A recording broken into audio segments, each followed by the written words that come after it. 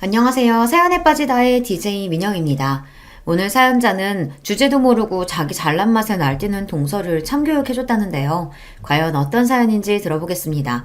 오늘도 두 가지 사연 준비되어 있어요. 끝까지 들어주실 거죠? 그럼 바로 시작할게요. 구독과 좋아요 잊지 말고 꾹 눌러주세요. 안녕하세요. 저는 40대 유부녀입니다. 저는 결혼도 하고 자식도 낳고 이 나이까지 살면서 누구랑 싸움 한 번 안 하고 무난하고 평화롭게 살아온 평범한 사람입니다. 저희 남편이나 제 친구들은 저에게 화라고는 없는 순하디 순한 사람이라고 해요.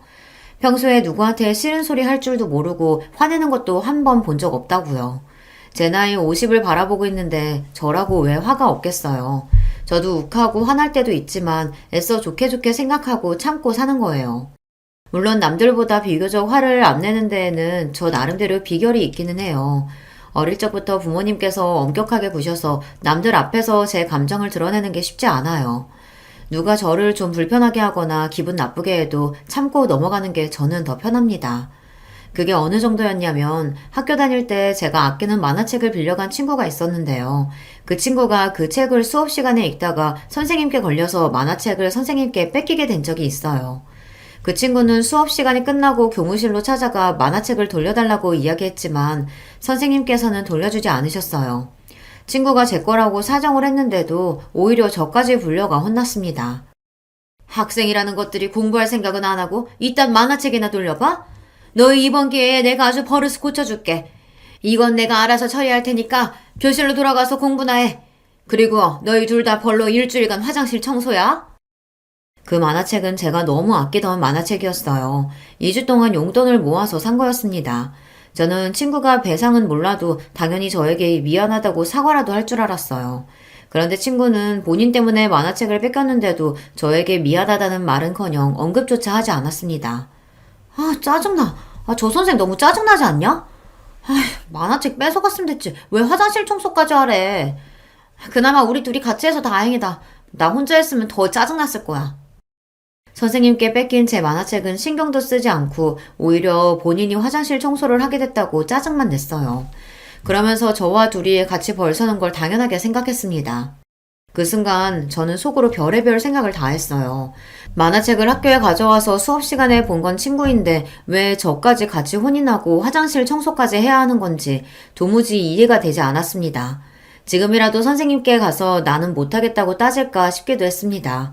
그런데 그날 저녁 학교에서 있었던 일을 들으신 부모님께서 오히려 저를 나무라셨어요. 수업 시간에 만화책을 본 건 그 친구 잘못이지만 어쨌든 그 만화책은 수정이 네 거 맞잖아. 그랬으면 같이 놓아서 화장실 청소할 수도 있는 거지. 뭐가 그렇게 불만이 많아서 툴툴거려? 이미 벌어진 일이니 친구한테 괜한 소리 하지 말고 그냥 도와주고 와라. 그래, 친구가 힘들면 당연히 도와주는 거지. 뭘 그런 걸 가지고 그래. 그러면 못 써. 저희 친정부모님께서 두 분 다 차분하고 점잖으세요. 두 분은 같은 동네에서 태어나 함께 어린 시절부터 성당을 다니시다 봉사단체에서 만나 가깝게 지내다 연애를 하고 결혼하셨어요. 제 말을 들어도 믿지 않으시는 분들이 많으시겠지만 정말로 저는 부모님이 싸우는 걸 한 번도 본 적이 없습니다. 심지어 팔순이 다 된 지금도 어머니 아버지는 서로에게 존댓말을 하시면서 사이좋게 지내십니다. 두 분이 워낙 사이가 좋기도 하지만 주변을 많이 의식하기도 하세요. 한 동네에서 오래 사시다 보니 동네에 모르는 사람이 없습니다. 그러다 보니 무슨 일이 생기면 일이 커지거나 소란스러워지는 걸 싫어하셨어요. 작은 일만 생겨도 동네에 소문이 금방 나니까요. 상당에서나 학교에서나 일이 생기면 내가 좀 손해를 보더라도 서로 웃으면서 좋게 좋게 해결해야 한다고 하셨어요.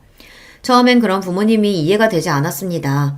내가 굳이 손해를 보면서 왜 참아야 하는 건지 억울하기도 했어요. 하지만 저도 부모님과 함께 성당에 다니며 꾸준히 봉사활동을 하다 보니 어느새 저도 부모님을 닮아가며 참고 넘어가는 게 몸에 배더군요.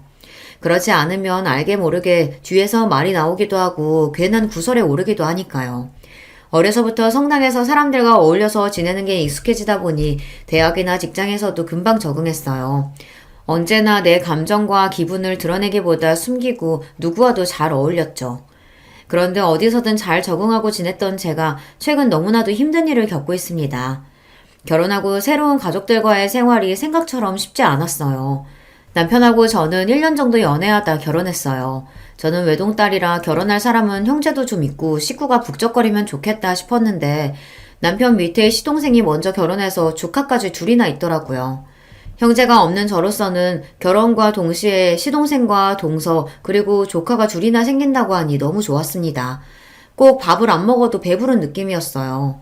그런데 제가 잘못 생각해도 한참을 잘못 생각했더군요. 시댁 식구를 가족이라고 생각하는 건 저만의 착각이었어요. 남편의 동생이면 저에게도 동생이고 같은 며느리면 자매지간처럼 지낼 수 있겠다 싶었는데 시동생도 동서도 저를 썩 좋아하지 않는 것 같더라고요. 남편과 결혼하고 첫 명절에 시댁에서 만났는데 그날 딱 느꼈어요. 시동생과 동서가 저를 별로 좋아하지 않는다는 걸 말이죠. 형수는 애가 생긴 것도 아닌데 결혼하자마자 직장을 그만두시면 어떡해요. 앞으로 애도 낳아 키우려면 돈은 훨씬 더 많이 드는데. 제가 결혼식을 올렸던 때 나이가 30대 중반이었어요.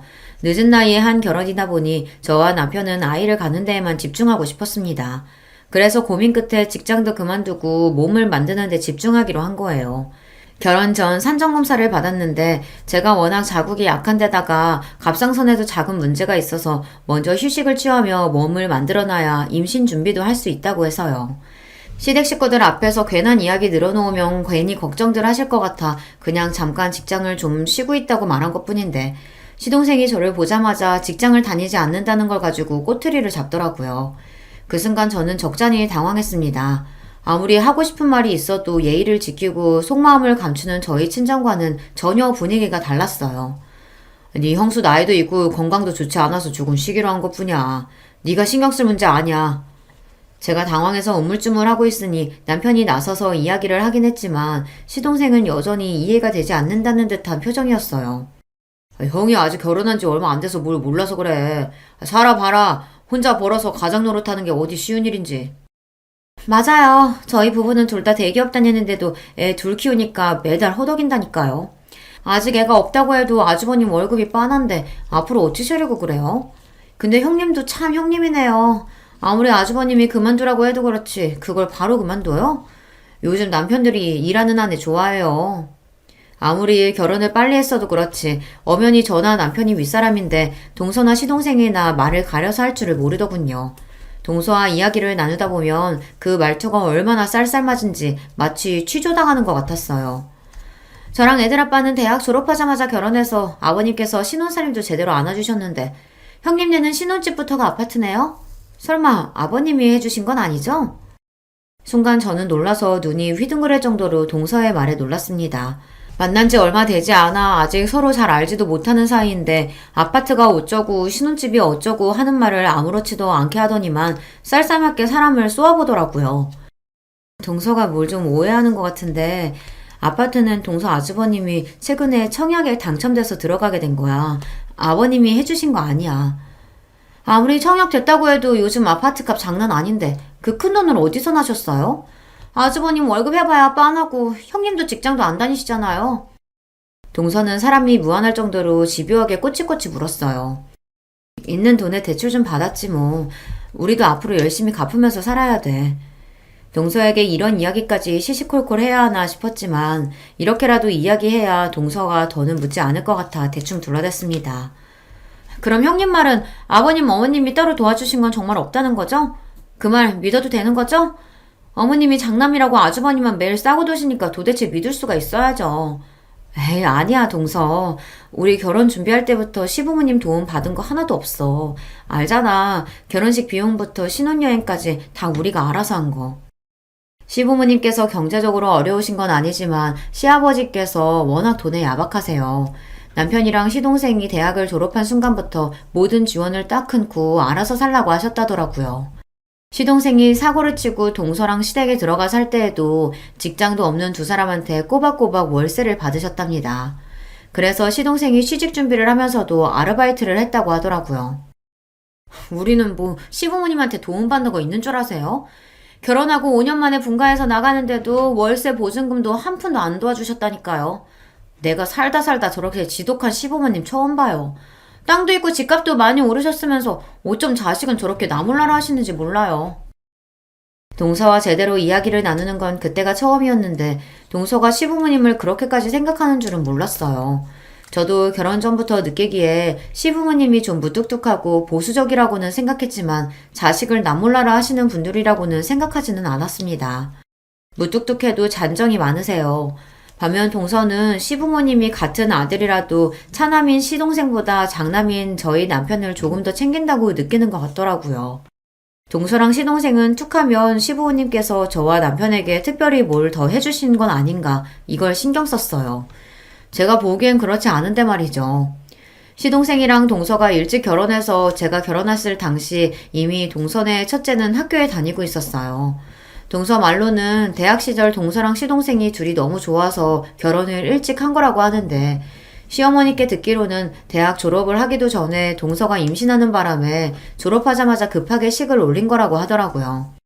당시에는 동서나 시동생이나 둘 다 명문대생이었기 때문에 양가 집안이 발칵 뒤집힐 정도로 큰일이었다고 했습니다. 그럴만했죠. 둘 다 한시라도 빨리 좋은 직장에 취직해야 하는데 지금 당장 애나 키워야 하는 상황이 됐으니 말이죠. 시아버지께서는 시동생과 동서에게 아직 나이가 어리니 우선 애부터 낳고 식을 올리자고 했답니다. 결혼 전에 임신한 게 자랑할 일도 아닌데 뭐하러 동네방네 소문을 내냐고요. 그때 동서가 당장 결혼시켜달라고 시댁에 와서 울고불고 난리를 쳤답니다. 배 나오기 전에 무조건 식 올려야 돼요. 배 불뚝 나와서 식장에 들어가기 싫다고요. 어쩌겠어요. 시부모님 입장에서는 어린 아들이 남의 집 귀한 딸을 임신시켰으니 나몰라라 할 수는 없었죠. 덕분에 동서랑 시동생은 배가 부르기 전에 결혼하고 몇 년간 시댁에 들어와서 살았어요. 동서는 시댁에서 살았을 때도 매일같이 시집살이를 했다고 툴툴거렸지만 그래도 시어머니께서 동서네 애들을 봐주신 덕분에 시동생이랑 동서가 둘 다 대기업에 입사했어요. 동서도 시동생도 어쨌든 시부모님 도움을 받아 애들도 키우고 취직에도 성공했으면서 혹시나 청약으로 당첨된 저희 아파트가 시아버지께서 사준 거기라도 할까봐 안절부절을 못하더라고요. 동서 하는 게 얄미워서 저도 한마디 했습니다. 동서 힘든 거 모르는 건 아닌데 그렇게 말을 하면 안 되지. 동서 결혼하고 몇 년 동안 시댁에 신세지면서 어머니가 애들도 다 키워주셨잖아. 그것만 해도 얼마나 많이 도와주신 거야. 형님이 애가 없어서 모르시나 본데 애 키우면서 공부하고 취직하는 게 보통 일이 아니에요. 아버님, 어머님이 능력이 있어서 생활비 주시는 것도 아닌데 당연히 키워주셔야죠. 동서는 명문대를 나와 대기업 다니는 사람이 생각이 짧아도 너무 짧더군요. 시부모님이 봉도 아니고 애도 키워주고 생활비까지 줘야 한답니까? 내가 애는 없어도 주변에 친구들이 다 애가 있어서 들은 게 있어. 일하면서도 애 봐주는 사람 없어서 동동거리는 게 얼마나 힘든데. 그래도 동서는 그런 걱정은 안 하고 편하게 일했잖아.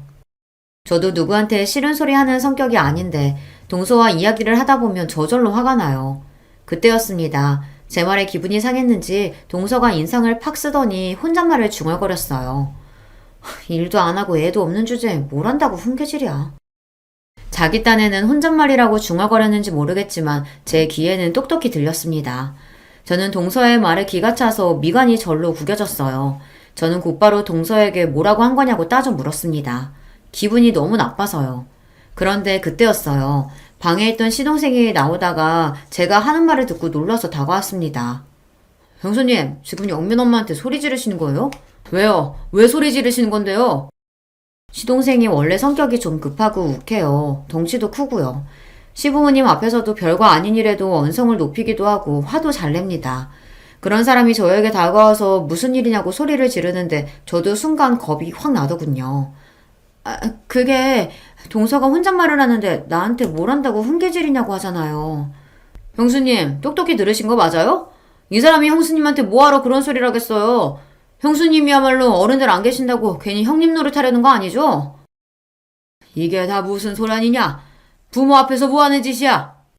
시동생의 큰 목소리에 방에 계시던 시부모님과 남편까지 놀라서 나왔어요. 순간 저는 말문이 턱하고 막히고 말았습니다. 지금까지 살면서 분란을 한 번도 만들어 본 적이 없던 제가 결혼한 지 얼마 되지 않아 이런 말도 안 되는 상황에 휘말리고 말았다는 게 저로서도 당황스러웠습니다.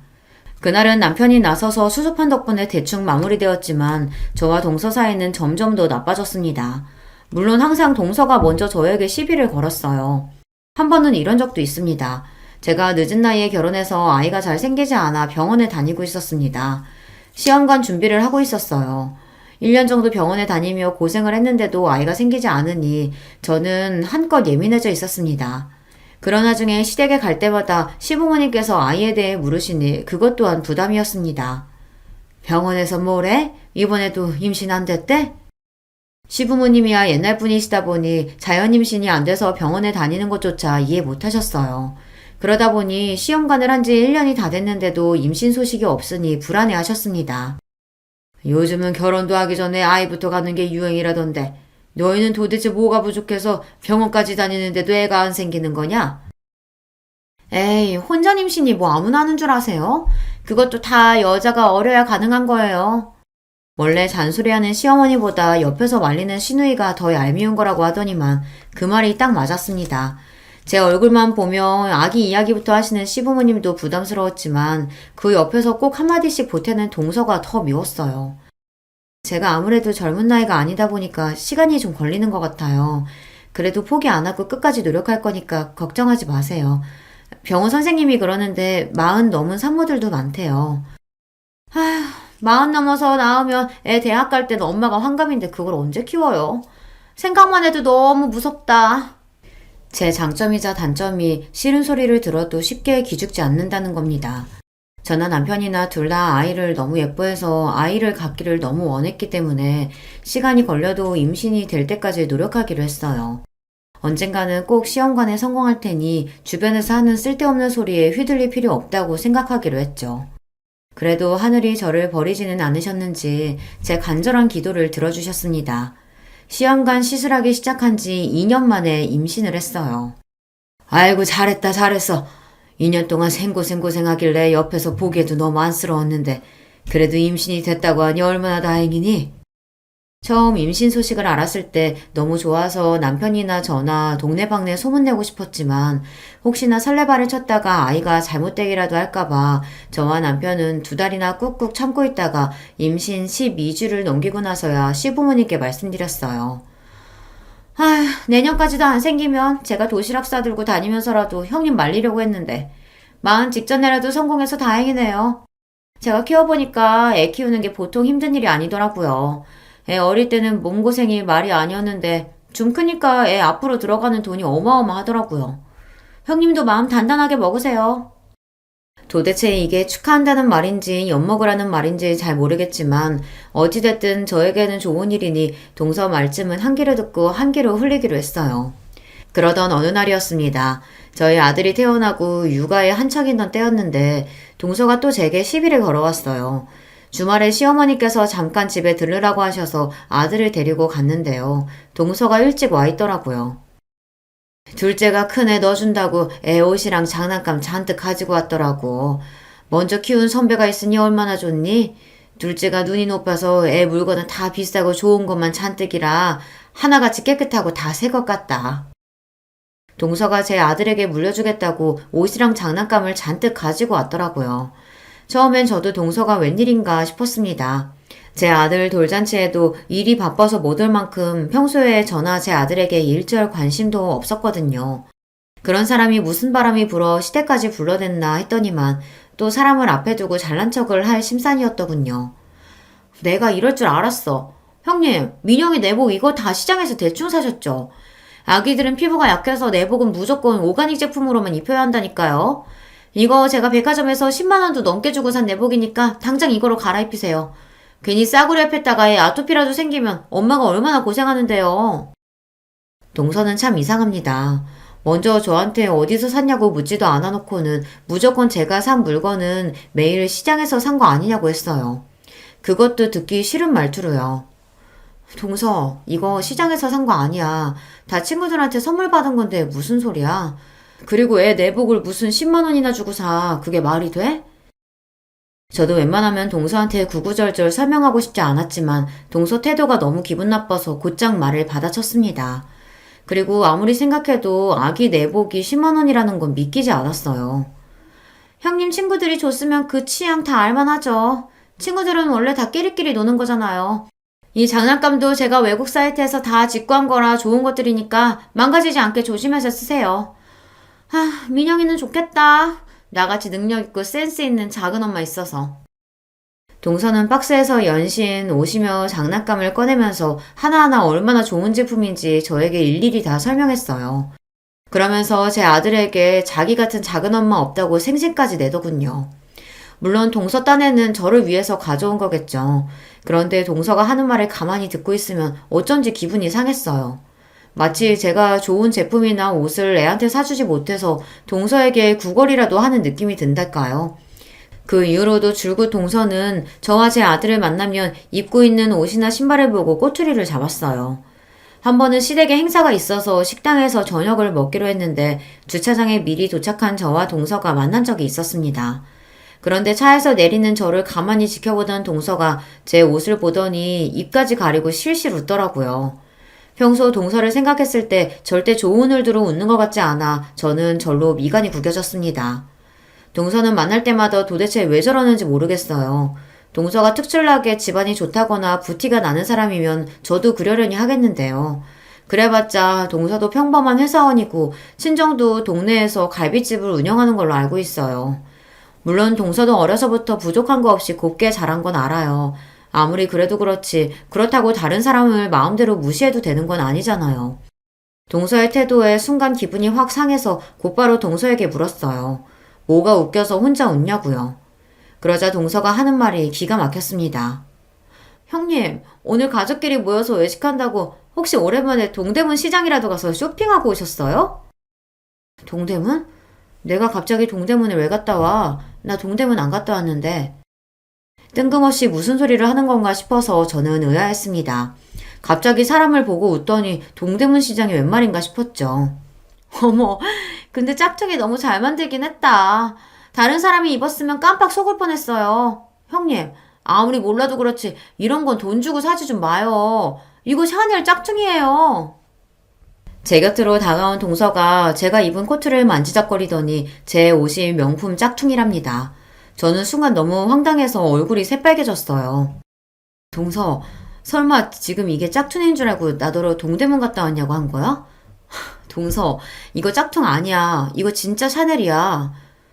식당 지하주차장에서 제가 이런 이야기를 할 줄은 몰랐는데 너무 억울해서 가만히 있을 수가 없었습니다. 그런데 제 말에도 동서는 오히려 더 크게 웃었어요. 아우, 형님, 뭘 그렇게 정색하세요? 알았어요, 알았어. 제가 너무 큰 소리로 말해서 형님이 쪽팔리셨나 보네. 걱정하지 마세요. 제가 가족들 앞에서는 비밀로 해드릴게요. 근데 앞으로는 이런 거 사지 마세요. 이런 티나는 짝퉁 살 바에야 그냥 보세에서 깨끗한 거 사서 입는 게 형님한테 더 어울려요. 저는 지나가던 사람에게 뒤통수라도 얻어맞은 것처럼 뒷골이 다 얼얼했습니다. 황당해서 말문이 턱 막혔어요. 그런 와중에 동서는 자기 할 말만 하고는 그대로 식당으로 올라가 버렸습니다. 그날 이후 동서를 만나기로 하면 저도 모르게 긴장이 됐어요. 동서가 오늘은 또 나를 보고 무슨 말을 할까 싶어 긴장됐습니다.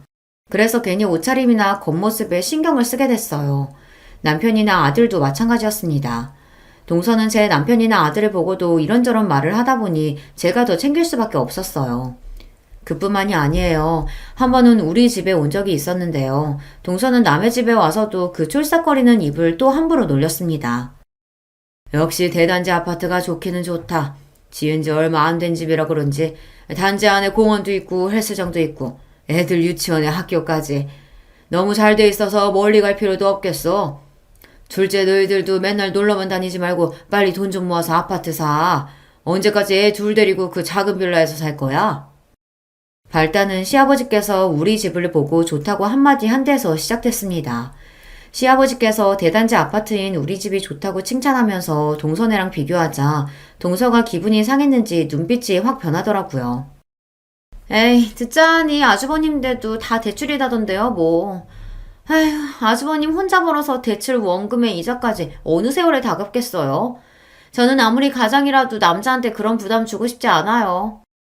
같은 말을 해도 동서는 참 얄밉게 하는 기술이 있어요. 굳이 말한 적도 없는 대출 이야기를 꺼내더니 마치 제가 제 욕심 때문에 남편을 힘들게 하는 여자인 것처럼 이야기하더군요. 아파트 평수 크겠다, 애 키우기 좋겠다. 평생 이 집에서 살면서 차근차근 갚아나가면 되지 뭐가 걱정이야. 이런 집도 못 들어오는 사람이 허다한데. 여보, 우리도 집 팔아서 그냥 여기로 올까? 나이 들어서 오래된 주택 살려니까 우리도 이제 힘이 붙여서 힘들잖아. 저희 집이 마음에 드셨는지 시아버지는 40년 넘게 산 집을 팔고 이사를 올 생각까지 하셨어요. 좋은 생각이에요, 아버지. 여기 살기도 좋지만 이세박 씨는 신축이라 앞으로 오르기만 할 텐데요. 지금이라도 이사 오시면 좋죠. 어떻게 제가 부동산에 알아볼까요? 안 그래도 시아버지 시어머니께서 이제 연세도 있으신데 오래되고 낡아 손 많이 가는 주택에 사시는 걸 남편이 많이 걱정했었는데요. 시아버지께서 아파트로 이사할 생각이 있다고 하시니 반기는 분위기였죠. 그런데 그때였어요. 시아버지께서 이사 이야기를 꺼내자마자 동서가 시동생의 허리를 팔꿈치로 쿡 찌르는 모습이 보였습니다.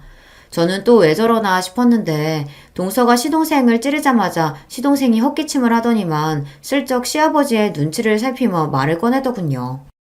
평생 주택에서만 사시던 양반이 답답하게 아파트에서 어떻게 살아요. 이왕 말 나온 김에 지금 사시는 집 팔고 지방에 공기 좋은 데로 옮기시는 건 어때요? 아버지 옛날부터 작은 텃밭이라도 가꾸고 싶어 하셨잖아요. 시동생과 동서의 속이 빠댔습니다. 옛날부터 시아버지께서 가지고 계신 땅이랑 집을 언제나 팔아서 본인들을 좀 도와줄까 눈치만 살피더니 이 김에 또 그 이야기를 꺼내는 거죠. 남편이 시동생의 그런 시커먼 속을 모를 리 없었습니다. 너 무슨 소리 하는 거야? 아버지 지금 사시는 주택도 관리하기 힘들다고 하시는 건데 이혼세 갑자기 시골로 가서 어떻게 살아? 형이야말로 아버지더러 이 비싼 아파트에 어떻게 들어오라고 그런 태평한 소리를 해. 그 오래된 주택 팔아봐야 얼마 되지도 않을 텐데. 아버지, 애들도 시골에 놀러 가고 싶다고 하더라고요. 아버지랑 어머니랑 시골에 터 잡고 사시면 애들도 농촌 체험하고 좋잖아요. 철딱서니 없는 소리 하고 있네. 아버지 어머니가 다 늙어서 네 자식 농촌 체험 시켜주시겠다고 농사지시냐? 말이 되는 소리를 해야지 너. 괜히 아버지 땅이랑 집 욕심내지 말고 직장 생활이나 열심히 해. 형, 말이면 단 줄 알아? 내가 언제 아버지 집에 욕심냈다 그래. 아니거든? 아이고, 또 시작이다. 너희들은 장가가고 자식까지 낳았으면서도 아직도 싸우냐? 그만 좀 해. 이 자식이 자꾸만 철없는 소리 하니까 그렇죠. 내가 철이 없긴 뭐가 없냐? 형이야말로 내 앞에서 잘난 척 좀 그만해. 그래봤자 내가 형보다 대학도 좋은 대학 나오고 연봉도 훨씬 높거든? 명문대 나와서 연봉만 높으면 뭐래. 매일 삽질만 하느라 돈도 못 모으고 아직도 월세 사는 주제에. 저는 이대로 두면 안 될 것 같아 남편을 말렸습니다. 시부모님도 계신데 그만하라고요. 뭐야 형? 지금 말 다 했어? 그만하지 못해? 이 녀석들이 만나기만 하면 으르렁대지. 내 말 잘 들어. 나는 네 엄마 죽을 때까지 내 땅이든 집이든 너희한테 한 푼도 줄 생각 없다. 그러니까 그런 줄 알고 쓸데없는 소리 하지 마. 평소 남편은 시동생을 한심하게 생각해요. 시동생이나 동서나 둘 다 대기업을 다닌 지 꽤 오래됐으니 연봉도 높을 텐데 돈을 잘 못 모으는 것 같더라고요. 저나 남편의 선입견인지는 모르겠지만 어찌됐든 대한민국에 사는 한 집이 중요하잖아요. 더군다나 애도 둘이나 있으면 빨리 좋은 집을 살 생각부터 해야 하는데 굳이 목동 옆에 살겠다고 비싼 월세 내면서 살고 있더라고요. 거기다가 동서랑 시동생은 매년 해외여행을 다니면서 차도 3, 4년에 한 번씩 바꿔요. 심지어 시동생과 동서 둘 다 한 대씩 차를 가지고 있습니다. 물론 가정마다 사는 방향이 다르다지만 저도 동서와 시동생이 이해되지 않기는 매한가지예요. 동서를 볼 때마다 느끼는 거지만 제 기준에서는 동서가 좀 과하게 보일 때가 있거든요. 남편이나 시부모님 앞에서 티를 내지는 않지만 동서나 시동생이나 조카들까지 겉으로 걸치고 있는 것만 언뜻 보아도 돈 몇백이 우스워요. 거기다가 동서가 애들 교육에도 관심이 많아서 목동 바로 옆 동네에 사는데 애들 사교육비만 한 달에 몇백씩 들어간다고 하더라고요. 동서는 시부모님을 만날 때마다 그런 이야기를 은근슬쩍 했어요. 어머님, 아버님 죄송해요. 애들 공부시키는데 워낙 돈이 많이 들어가다 보니까 애들 아빠가 힘들어서 그러는 거예요. 아버님도 아시잖아요. 우리 애들이 다들 머리도 좋고 똑똑한 거요. 잘하는 걸 안 시킬 수도 없고 참 부모 마음이 속상해요. 가만 보면 동서는 시동생과 달리 참 여우입니다. 시동생은 머리 굴릴지 모르고 항상 자기 성격대로 지르는데 동서는 잔머리를 잘 굴려요. 시부모님이 어느 대목에서 마음을 쓰시는지 알고 있었죠. 그래, 애들 한참 크는데 돈 들어갈 때 많지. 내가 너희 시아버지한테 말 잘해볼 테니까 걱정하지 마라. 시아버지께서는 당신이 돌아가시기 전까진 절대 자식들에게 한 푼도 물려주지 않겠다고 하셨지만 시어머니는 달라요. 자식들 고생하는 게 싫어서 어떻게든 시아버지를 설득해 자식들을 도와주려고 하셨죠. 그런 점을 모를 리 없는 동서가 항상 시어머니를 구워 삶아 학원비 같은 걸 도움받는 것 같더라고요. 그러던 어느 날이었습니다. 며칠 뒤 시어머니 생신이라 백화점에 들러 쇼핑하고 있었습니다. 그러던 중 생각지도 못했던 사람을 만났어요. 하필이면 명품관에서 동서를 딱 마주하고 만 거예요. 동서는 가방이 마음에 드는데 가격이 비싸서 고민이 되는지 가방을 들었다 놨다 그걸 반복하고 있더라고요. 저도 예상하지 못했던 갑작스러운 만남에 놀라긴 했지만 그렇다고 티를 낼 수는 없으니 먼저 동서에게 다가가 아는 체를 했어요. 제 인기척에 가방을 구경하고 있던 동서가 뒤를 돌아 저를 보더니 놀라서 눈이 동그래졌더군요. 그런데 동서가 제게 한다는 말이 가관이었어요. 어머 형님, 형님이 여기 웬일이세요? 혹시 저보고 따라 들어오신 거예요? 형님, 여기 명품관이에요. 동서는 제가 백화점 명품관에 있는 게 말이 안 된다는 듯 눈을 날카롭게 뜨더니 명품관이라는 단어에 힘을 주고 말하며 사람을 무안하게 만들었어요. 그 모습에 저도 모르게 기분이 확 상하더군요. 동서, 나를 뭘로 보고 그런 소리 하는 거야? 나도 알아. 여기 백화점 명품관인 거. 나 어머님 생신 선물 사러 왔거든?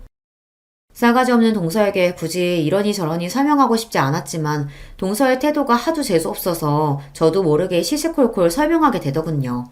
그런데 그때였어요. 동서가 손에 들고 있던 가방을 툭 내려놓더니 고개를 삐딱하게 세우며 저를 쏘아보더군요. 와, 사람이 무식하면 용감하다더니 그 말이 딱 맞네요. 여기 물건이 얼만 줄 알고 들어오신 거예요? 형님 주제에 백화점이라니 말이 돼요?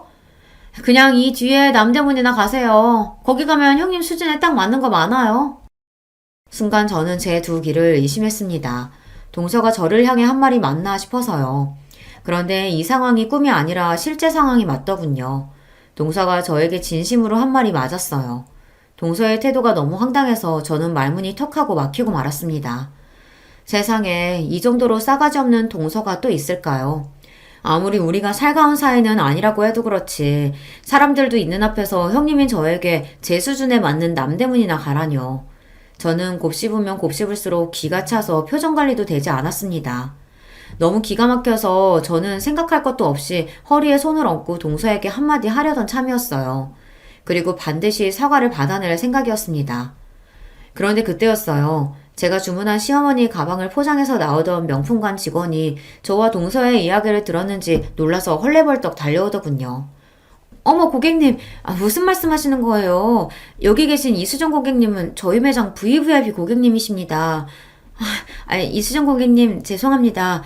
고객님께서 괜찮다고 하셔도 평소대로 VIP룸으로 모셨어야 하는데 저희 매장에서 이런 일을 겪게 해드려서 죄송해요. 사과해야 할 사람은 동서인데 애꿎은 명품관 직원이 더 놀라 허리까지 숙이며 저에게 사과했어요. 저는 아니라고, 이건 직원 잘못이 아니라고 손사래를 쳤습니다.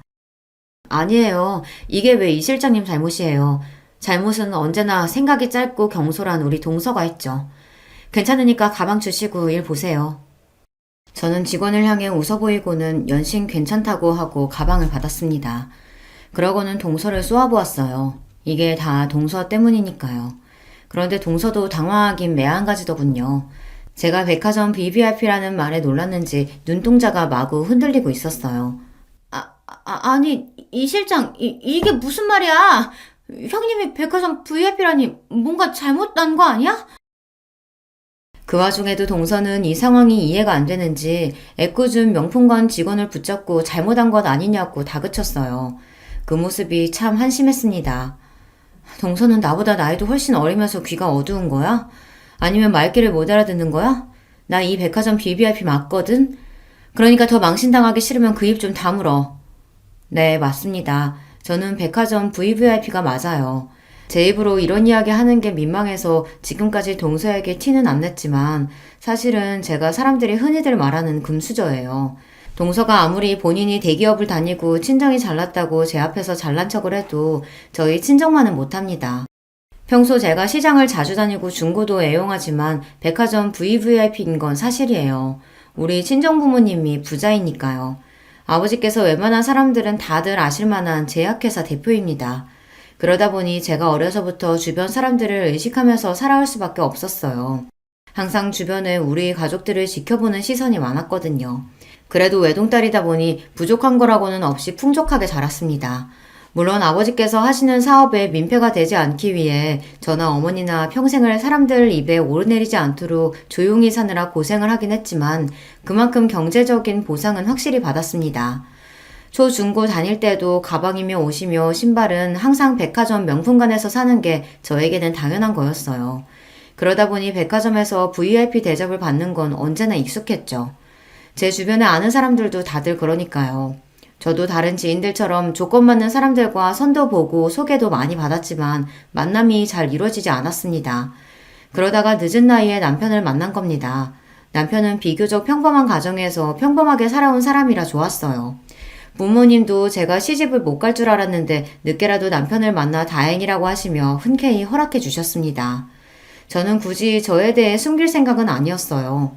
결혼 초부터 동서나 시동생이 시부모님 재산을 가지고 항상 예민하게 구는 모습을 보니 자세하게 말하지는 않았지만 사실 저와 남편이 결혼할 때 청약으로 받았다고 했던 아파트도 사실 친정아버지께서 대학 졸업할 때 선물로 주신 거예요.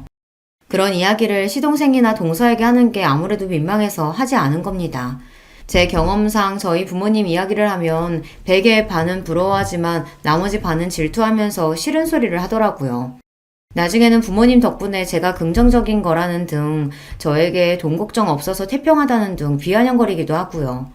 그런 말들이 다 틀린 말은 아니지만 제가 직접 들을 때마다 마음이 상할 때가 있었어요. 그래서 굳이 주변의 집안 이야기를 잘 안 해요. 거기다가 남편 말이 만약 우리 집이 잘 산다는 걸 시동생이나 동서가 알게 되면 시부모님을 더 괴롭힐 거라고 했습니다. 부모님께 우리는 돈 걱정 없으니까 자기들한테 땅이고 뭐고 지금 당장 다 넘겨달라고 조를 게 뻔해. 그러니까 웬만하면 우리 상황 이야기하지 말자. 저도 남편 말에 동의했어요. 동서랑 시동생은 자기들이 좋은 직장 다니고 연봉도 높다고 매일 자랑하면서도 시부모님께 돈 챙기는 꼴을 못 봤습니다. 시부모님께서 적금이라도 타고 돈이라도 좀 생기면 조카들 핑계를 대서라도 빼서 다 쓸 생각만 했으니까요. 그런데 더는 저도 동서의 헛소리를 못 들어주겠습니다. 개념도 없고 싸가지도 없는 동서를 봐줄 수 없었어요. 내가 자랑하는 것 같아서 말은 안 했지만 동서가 나에 대해 몰라도 너무 모르는구나. 우리 아버지가 현대제약 대표이사야. 그래서 나도 현대제약 임원이고 난 동서랑 달라. 나가서 힘들게 일 안 하고 가만히 놀고 있어도 알아서 돈이 들어온다고. 저는 결혼 전까지 아버지의 회사 일을 함께 돕다가 결혼한 지금은 아버지 회사에서 임원직으로 있어요. 진작에 증여받은 주식이랑 건물도 있어서 아무것도 하지 않아도 달마다 생활비가 척척 들어옵니다. 제가 부모님 재력을 가지고 누구한테 이런 식으로 이야기하는 사람이 아닌데 동서가 자꾸만 저를 무시하는 말을 아무렇지 않게 하니 저도 가만히 있을 수가 없더군요. 지렁이도 밟으면 꿈틀한다는데 동서의 무례함에 저도 도저히 참을 수가 없었어요. 말도 안 돼. 형님 친정이 현대제약이라고요? 형님네 부모님 매일 봉사 다니시고 그러셨잖아요. 그래서 매일 지질이 공상으로 사는 줄 알았는데. 동서는 잘못 생각해도 한참을 잘못 생각했더군요. 제가 집에서 아이 키우며 살림만 하며 사는 걸 보고 지질이 궁상으로 사는 줄 알았나 봐요.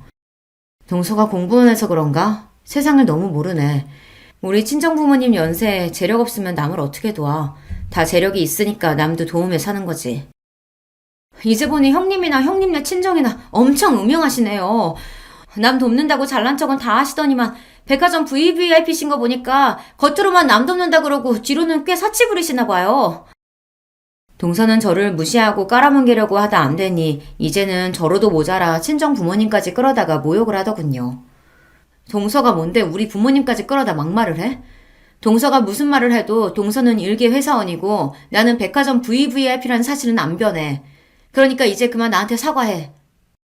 동서는 하나만 알고 둘은 모르더군요. 제가 백화점 VVIP인 게 질투가 나면서도 어떻게든 그 점을 가지고 사람을 몰아붙이려고 사치스러운 거로 몰아가더군요. 저도 가만히 받아줄 생각은 없었습니다. 동서의 무지함과 몰상식함을 받아주는 건 이제 끝이거든요. 사과는 무슨... 제가 뭘 잘못했다고 형님한테 사과를 해요. 저 잘못한 거 없어요.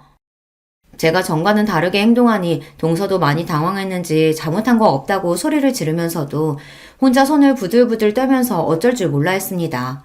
어떻게든 나를 이겨보겠다고 입에 개거품을 물고 이야기하는데 소용없었죠. 동서가 나한테 잘못한 게 없어? 좋아. 난 무슨 일이 있어도 동서한테 사과를 받아야겠어. 그 순간 재수없는 동서의 얼굴 뒤로 조금 전까지 동서가 만지작거리고 있었던 가방이 눈에 들어오더군요. 저는 이거다 싶었습니다. 동서가 아무리 대기업을 다닌다고 해도 어차피 월급쟁이잖아. 월급 받아봐야 뻔한데 동서야말로 명품은 무리 아니야? 이왕 온 거 동서가 아까부터 계속 주무르던 가방 내가 저거 사줄게. 대신 지금 당장 나한테 사과해. 말하면서도 저도 반신반의했습니다. 평소 제 앞에서 똑똑한 척이란 똑똑한 척은 다 하던 동서가 명품 가방 하나 갖겠다고 자존심을 구기고 사과할까 싶어서요. 그런데 동서는 자존심이란 없는 사람이었습니다. 명품 가방을 사주겠다는 말에 곧바로 얼굴에 미소가 번지더군요. 형님, 진짜예요? 제가 사과만 하면 저 가방 사주실 거예요? 그러더니 제 말이 진짜냐고 확인까지 했습니다. 그 순간 기가 차서 웃음이 다 튀어나오더군요. 저는 사실이라고 사과만 하면 저 가방을 이 자리에서 바로 사주겠다고 했습니다. 그러자 동서는 고민도 안 하고 제 앞에 고개를 숙였어요. 형님, 죄송해요. 제가 이렇게 뭘 몰라요. 지금까지 형님을 몰라봤어요. 앞으로는 절대 형님 기분 상하게 하는 일 없을 거예요. 동서가 이런 애인 줄은 꿈에도 몰랐습니다. 평소 명품, 돈 좋아하는 건 알았지만 이 정도인 줄은 몰랐어요. 원래 미운 놈 떡 하나 더 준다고 하잖아요. 동서가 아무리 거지 같아도 약속은 약속이니 저는 바로 명품관 직원에게 가방을 포장해달라고 했습니다. 그러자 동서가 설레발을 치며 발을 동동 구르더군요. 그러더니 제 손을 부여잡았어요. 어머 형님 진짜 사주시는 거예요? 대박 형님 최고! 이렇게 쉽게 동서에게 사과를 받을 줄 알았으면 진작 사줄 걸 그랬습니다. 그리고 순간 차라리 이 김에 동서 길을 확 죽이자 싶더군요. 나 빈말하는 사람 아닌 거 몰라? 동서도 앞으로는 정신 좀 차리고 나한테 형님 대접 똑바로 해. 앞으로 어떻게 하는지 내가 똑똑히 지켜볼 거야. 어머 형님도 참 제가 뭘 어쨌다고. 저야 형님이 편하고 좋으니까 그랬던 거죠. 암튼 가방 너무 감사해요. 앞으로 제가 형님한테 진짜 잘할게요. 동서에게 이런 면이 있는 줄은 몰랐습니다. 제가 별 볼 일 없어 보일 때는 본인이 대기업쯤 다닌다고 얼마나 잘난 척을 했는지 몰라요. 거기다가 사람을 면전에서 마음대로 무시하더니만 명품 가방 하나에 눈웃음을 살살 치더군요. 이왕 이렇게 된 거 저는 차라리 잘 됐다 싶었습니다. 제가 아무리 미워해도 동서와 제가 동서지간이라는 사실은 변하지 않으니 이 기회에 동서를 확 휘어잡아서 제 마음대로 주무를 수 있을 것 같았어요. 그날 이후 동서와 저와의 관계는 180도 달라졌습니다. 명품 가방도 가방이지만 저희 친정이 빵빵하다는 걸 알고 나서는 동서가 일절 저를 무시하거나 막말을 하지 않았어요. 오히려 제가 한마디 하거나 싫은 소리를 해도 실실 웃어 넘기더군요. 이번 어머니 생신에는 동서가 미역국 끓여오기로 한 거 안 까먹었지? 어머니는 고기 말고 굴러온 거 좋아하시니까 꼭 굴러와서 준비해. 그럼요. 형님이 저번부터 신신당부하셔서 제가 진짜 굴이랑 미역 사뒀어요. 걱정하지 마세요. 참, 아주버님께 들었는데 형님은 굴 싫어하신다면서요? 제가 형님 드시게 따로 고기만 넣어서 끓여갈게요. 시댁 일이라면 매번 본인이 바쁘다는 핑계로 저에게 떠넘기려고 하더니만 이제는 시키지 않아도 다 알아서 하고 심지어 저까지 챙기더라고요. 이유가 어찌됐든 동서에게 형님 대접을 제대로 받을 줄 알았으면 진작 저에 대해 솔직하게 다 이야기할 걸 그랬나 봐요. 물론 사람 성격이 어디 가는 건 아니다 보니 동서는 지금도 제가 입은 옷이나 산 물건을 보고 생각 없이 말을 툭툭 할 때도 있지만요. 제가 슬쩍 쳐다보기만 해도 이제 눈치를 봐요. 어머 형님 눈빛 무서워요. 알겠어. 농담이에요. 요즘 같으면 아주 시댁 갈 맛이 납니다. 제가 아무것도 안 해도 동서가 알아서 척척하니 몸도 마음도 편해졌어요. 명품 가방 파리 언제까지 갈 줄은 모르겠지만 뭐 어때요. 슬슬 동서가 다시 기어오르기 시작하면 하나 더 사주고 부려먹죠 뭐. 저도 제가 이런 짓까지 할 줄은 몰랐는데 사람이 이에는 이, 눈에는 눈이라는 말이 맞더군요. 개념 없는 동서에게는 똑같이 개념 없이 상대하니 제 마음이 좀 편해졌습니다. 여러분 중에도 저와 동서처럼 매일 서로 으르렁거리다가 특별한 계기로 사이가 좋아진 관계가 있으시다면 댓글로 남겨주세요. 두서없이 떠들어간 제 이야기 끝까지 들어주셔서 감사합니다. 여러분의 가정에는 언제나 즐거운 일만 가득하시길 바랄게요. 제 나이는 86년생. 올해 새로 적용한 나이로는 딱 37이 되었네요. 요새 결혼을 많이들 늦게 한다고 하지만 그래도 주변 친구들 거의 다 결혼하고 저 혼자만 미혼이었던 걸 감안하면 그래도 조금 늦은 감이 없지 않아 있네요. 물론 거기에는 이유가 있었습니다. 저는 어릴 적부터 공부벌레로 자랐습니다. 석사 졸업을 한 이후에 잠시 직장 생활을 하기도 했지만 공부에 대한 욕심이 계속 생겨서 비교적 늦은 나이에 박사과정에 지원을 했습니다. 연구실 동기들 중에는 나이가 제일 많았어요. 연애를 아예 안 해본 것은 아니지만 길게 해봐야 1년 남짓. 그마저도 공부한다는 핑계로 깊은 관계를 맺지는 못했습니다. 그러다가 같이 박사과정을 준비하던 2살 연하의 남편을 만나 힘들었던 시기를 함께 이겨내며 정을 쌓았고 결국엔 그것이 부부의 연으로까지 이어지게 되었습니다. 남편과 저는 서로 얼마나 죽고 못 살았는지 둘 다 아직 박사학위도 취득하지 못한 연구생 신분일 때 결혼을 하게 되었습니다. 주변에서는 한쪽이라도 경제적으로 안정되어 있을 때 결혼을 하는 것이 좋지 않겠냐며 우려의 목소리를 높였지만 저와 남편은 평생 함께 공부만 하면서 살 수 있으면 조금 가난해도 괜찮다는 주의였기에 과감히 결혼을 결심했습니다. 지금도 연구원에서 나오는 연구비로 근근히 생활을 하고 있지만 그것만 있어도 남편과 저는 얼마나 행복한지 모르겠습니다.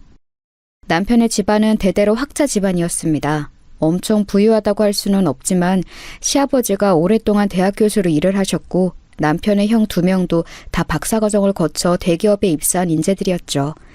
막내 아들인 남편은 대학을 졸업하고 약간의 방황의 시간이 있었다고 해요. 형들은 다 탄탄대로로 학위도 따고 취업도 하고 했는데 정작 본인은 정말 하고 싶은 일을 찾지 못해 허송세월을 보냈다고 해요.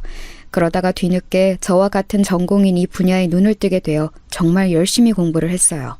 사실 처음엔 눈에 잘 띄지 않는 그저 대학원 후배 정도로만 여겼었는데 매일같이 함께 밤을 새고 연구하다 보니 정이 들었어요. 그 사람의 본 모습을 가까이서 보기 시작하니까 정말 알면 알수록 좋은 사람이더라고요. 이 사람이라면 내 남은 삶을 함께해도 되겠다 싶었습니다.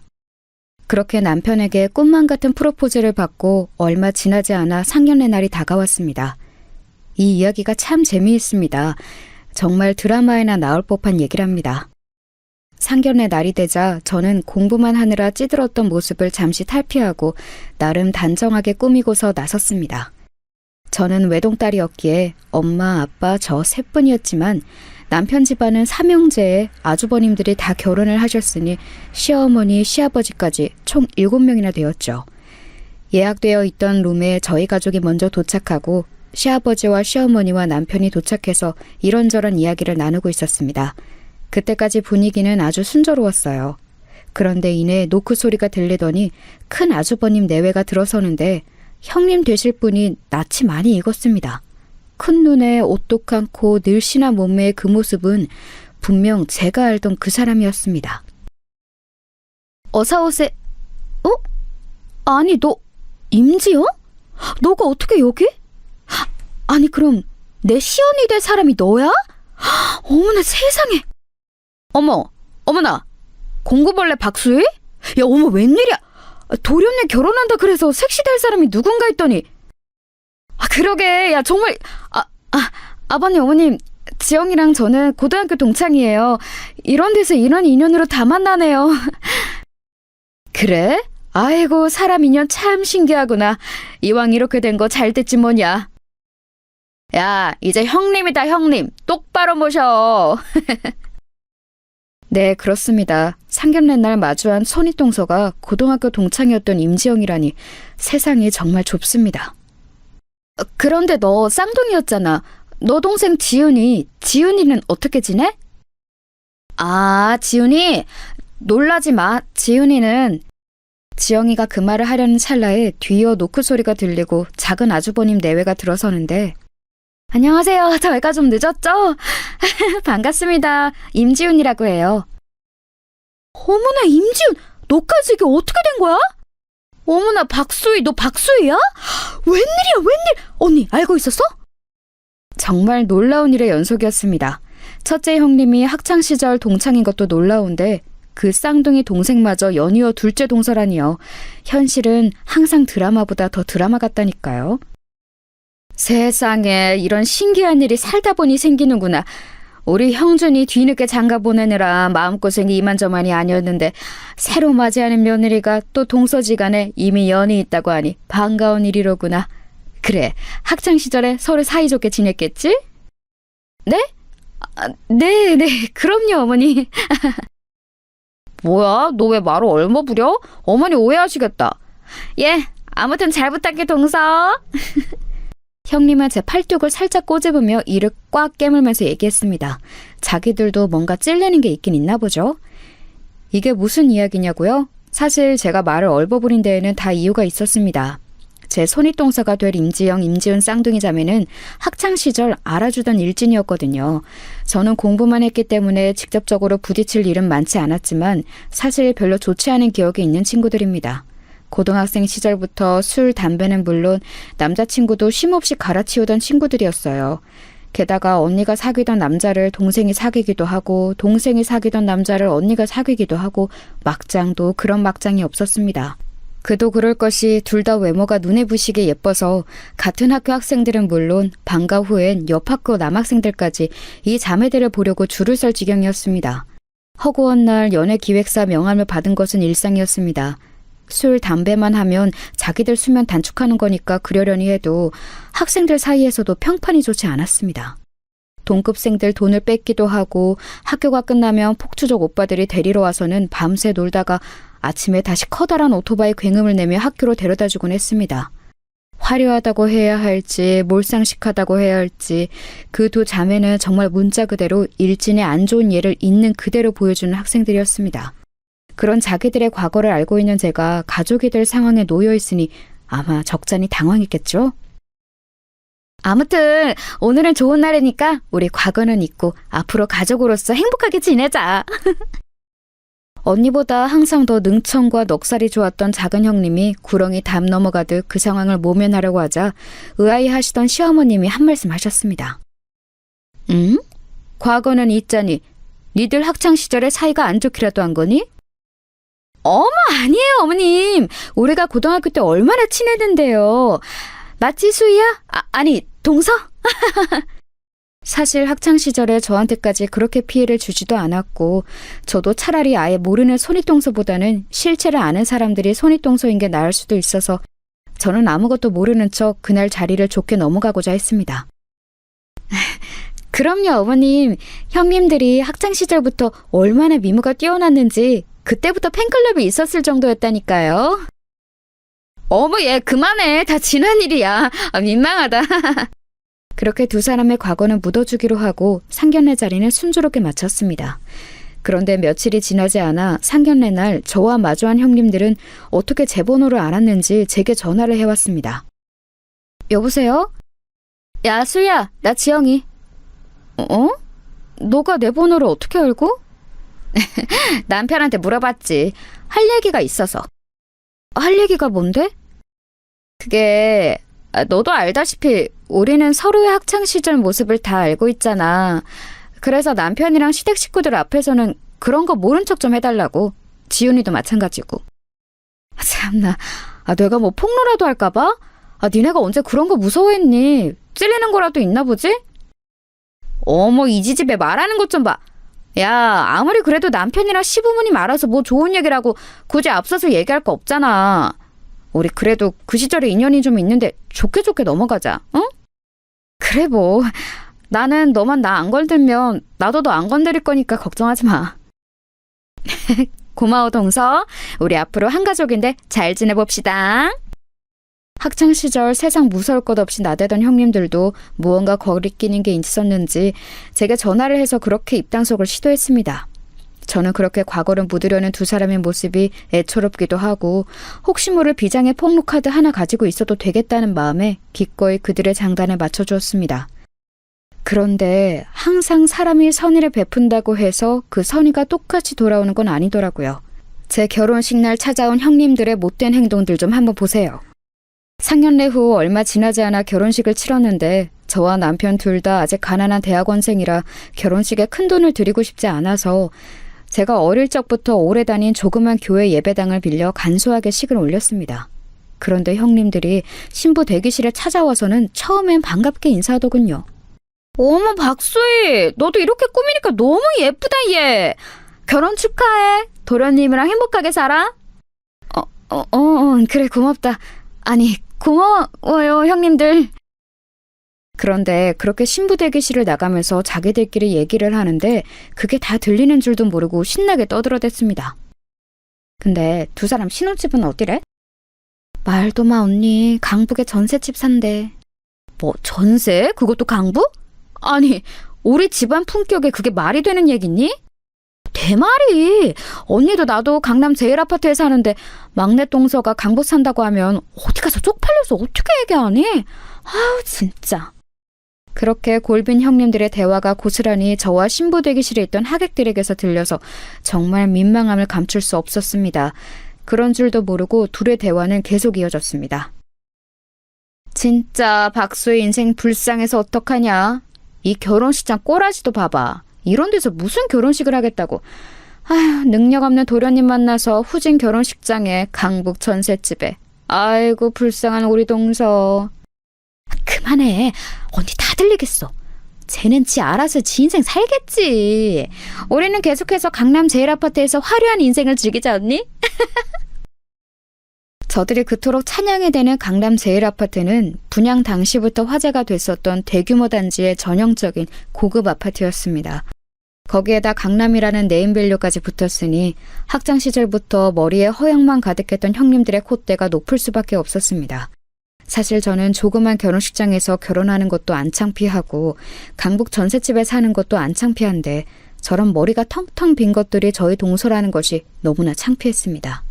그 자리에서 둘의 일진이었던 과거를 폭로하고 싶었지만 인생의 한 번뿐인 소중한 결혼식 날을 골빈 손윗동서들 때문에 망치고 싶지 않아 그냥 좋게 넘어갔습니다. 정말 배은망덕하지 않나요? 저는 자기들 수치스러운 과거는 입도 뻥긋 안 하고 이날까지 왔는데 자기들은 새로 가족으로 맞이할 시동생을 저렇게까지 흉보다니요? 걱정해주는 척하지만 사실은 자기들 잘 사는 것을 과시하는 것뿐인 그들의 태도에 정말 화가 났습니다. 식이 끝나고 따로 찾아가 한마디 할까 했지만 일단은 참기로 했습니다. 그래도 그렇게 언짢았던 결혼식과는 상반되게 신혼생활은 행복하기 그지없었습니다. 남편과 밤새서 연구실에서 쪽잠을 자면서 하던 연구를 이제는 집이라는 한 공간에서 같이 할 수도 있고 남편도 저도 너무나 사랑하는 분야의 공부를 할 수 있다는 것만으로도 행복한데 그걸 사랑하는 사람과 함께 평생을 할 수 있다는 사실이 너무 행복했습니다. 그렇게 둘만 붙어서 사는 결혼 생활이면 영원히 행복할 수 있을 텐데 아직 대한민국의 결혼 생활은 그럴 수만은 없나 봅니다. 바로 명절이라는 큰 이슈가 기다리고 있었기 때문이죠. 결혼을 하고 몇 달이 지났을 무렵 추석이 다가왔는데요. 이때까지 명절 때 시부모님 댁과 두 아주버님 댁에서 번갈아 가며 모임을 했었다고 하네요. 이번 차례는 큰 아주버님 댁이었습니다. 저는 정말 가기 싫었습니다. 그 잘난 강남 제일 아파트로 우리를 불러들여 또 얼마나 자기네가 잘 사는지 거들먹거릴 게 뻔히 보였거든요. 자기들 사는 걸로 거들먹거리는 것까지야 좋다 이거예요. 그런데 왜 아무 부족함 없이 잘 살고 있는 저희 부부까지 걸고 넘어지면서 무시하냐는 말이죠. 그나마 가족들이 다 서울 살아서 명절 당일에만 저녁 식사를 한다고 해서 하루만 참고 견디자 하는 생각으로 버티기로 했습니다. 그렇게 마지못해 끌려가듯 첫 명절 모임에 간 날 역시 아니나 다를까 큰형님의 거들먹거림은 현관문을 들어서면서부터 시작되었습니다. 처음 들어선 큰형님의 강남 제일 아파트는 정말 입이 떡 벌어질 정도로 세련되고 좋았습니다. 어머 막내 서방님 동서 어서 들어와. 출입구부터 보안이 철저해서 오기가 쉽지 않았지. 아우 요새 새 아파트는 경비 시스템이 철통 같아서 아무리 친인척이나 친한 지인들도 한 번 방문하려면 아파트 입구의 스크린도어에 현관문까지 몇 번의 보안 검색을 통과해야 한다니까. 거기다가 원래 신분증까지 맡겨야 되는데 내가 보안실 직원한테 잘 얘기해서 그건 생략하긴 했어. 아휴 정말 관리비 비싼 데는 다 이유가 있어요. 동선에는 이런 거 없어서 잘 모르겠다. 큰형님은 역시나 지들 집 자랑에서만 그치지 않고 저희를 무시하는 발언도 곁들였습니다. 정말 좋은 데 사시네요. 그런데 저희는 둘만 살고 딱히 뭐 훔쳐갈 것도 없어서 이렇게까지 필요가 없어요. 에이, 동서 부러워서 그러는구나? 부러우면 그냥 부럽다고 해. 우리 사이에 쪽팔릴 게 뭐가 있다고. 서방님도 얼른 박사 따고 돈 벌어서 좋은 집으로 이사 가야죠. 우리 수희 서방님 아내이기 이전에 제 친구라고요. 아시겠죠? 저를 위해주는 척 말하는 것 같지만 사실 저 말은 자기네가 얼마나 잘 사는지 거들먹거리기 위한 말이었습니다.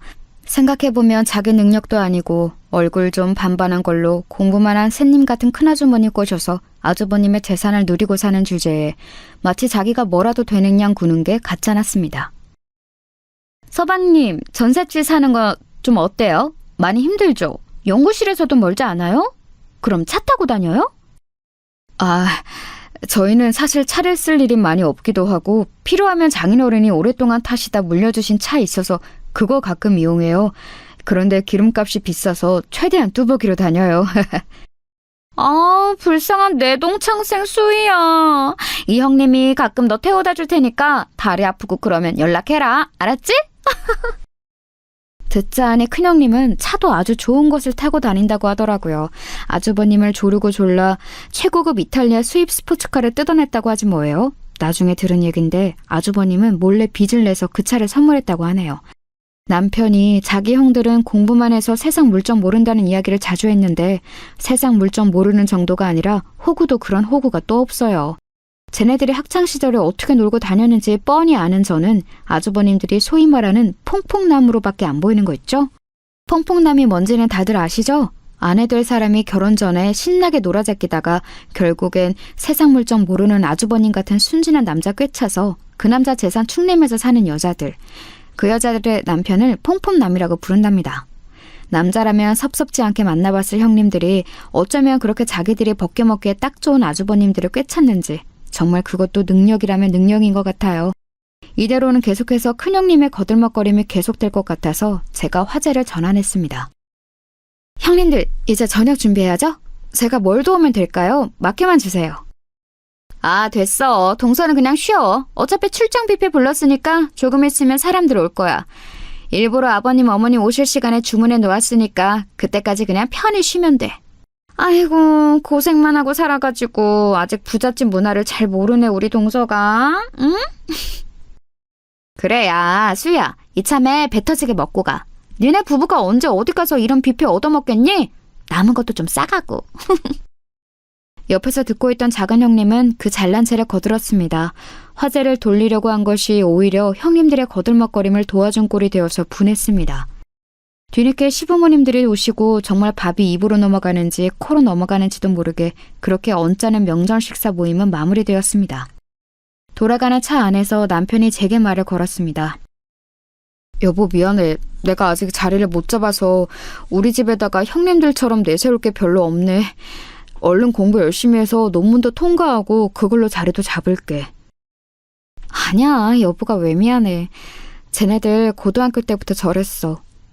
솔직히 너무 언짢긴 하지만 나는 여보랑 나랑 둘이 알콩달콩 살고 있는 지금 생활에 만족해. 그렇게 말해줘서 고마워, 여보. 여보가 형수님들 조금만 더 이해해줘. 우리 형들 장가도 영영 못 갈 것처럼 매력이라고는 없던 그 새님 형들이 장가 간다고 쌍둥이 색시를 동시에 데려왔을 때 엄마가 얼마나 기뻐하셨는지 몰라. 형수님들이 철없이 굴긴 해도 부모님한테는 싹싹하게 잘하니까 당신한테 좀 거들먹거려도 너구를 넘어가 주라. 알겠어. 그런데 자꾸 선을 넘으면 나도 참지는 않을 거야. 근데 여보, 아주버님들이 동시에 어머님께 형님들을 인사시켰다고? 애초에 아주버님들은 어떻게 형님들을 만난 거야? 그거는 다음에 기회 되면 이야기해줄게. 뭐야, 뭔데 궁금한 게 그래. 얼른 얘기해줘. 어떻게 만났는지가 뭐가 중요해. 그나저나 형수님들은 학창시절에 어떤 학생들이었어? 뭐야, 내가 먼저 물어봤잖아. 먼저 얘기해주면 나도 얘기해줄게. 여보가 먼저 얘기해주면 나도 얘기해줄게. 참나. 됐어. 얘기해주지 마. 나도 안 할래. 순진한 아주머님들이 일진 생 양아치였던 형님들을 어떻게 만났는지 무척 궁금했지만 저도 얘네가 일진이었던 과거는 마지막까지 비장의 카드로 가지고 있고 싶어서 더는 물어보지 않았습니다. 사실 그게 밝혀진다고 해도 눈 하나 깜짝 안 할 아이들이지만 그래도 갈등 상황이 생길 때 시댁은 모르는 형님들의 비밀 하나 가지고 있다는 것이 꽤나 큰 위로를 주었거든요. 지금부터 살살 거슬리는 게 확 폭로해버리고 싶지만 저는 시기를 좀 두고 보기로 했습니다. 그런데 두 형님들의 거만한 태도는 개선될 기미가 보이지 않았습니다. 가족 모임이 있을 때마다 틈만 나면 자기들 재산을 자랑하고 저희들 처지를 무시했습니다. 한 번은 이런 날도 있었어요. 그날은 시어머니의 생신날이었습니다.